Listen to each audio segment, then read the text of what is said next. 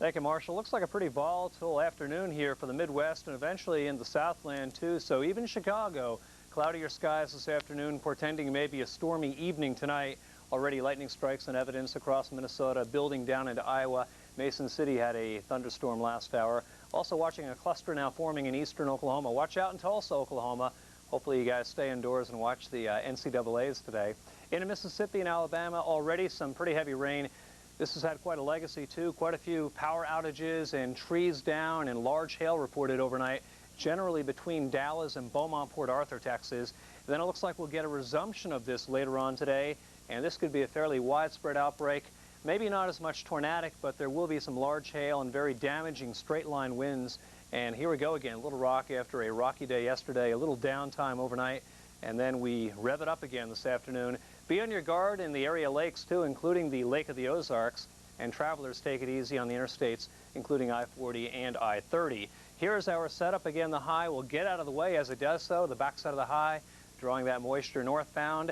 This one mass of rain will head into Florida and tend to die out, but this is where the focus is going to be, right there on the warm front.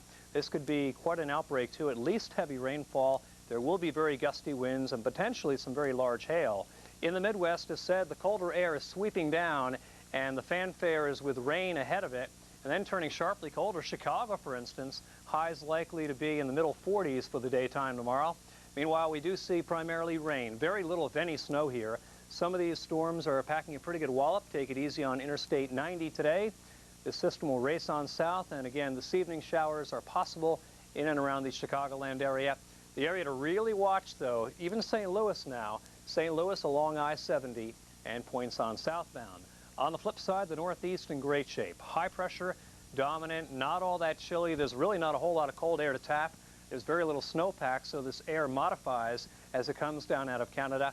And again, really a banner day here. Boston, New York City, most areas already into the low 60s. There's at 60 in Beantown, 62 on the way to about 70 in Washington. Get out there and check out those cherry blossoms. Unfortunately, as we get into Monday, better chance of rain late in the day in D.C. Then really watch out Monday night and then into Tuesday and Wednesday. May see a storm, an Appalachian snowstorm. I know it's springtime, but it may go out, March that is, may go out with quite a fuss, going out like a lion here, and maybe some snow going, and that'll carry over into Wednesday as well. We'll be back in 10 minutes for another update. Now let's head back to Marshall Cease for the #2 storm of the century.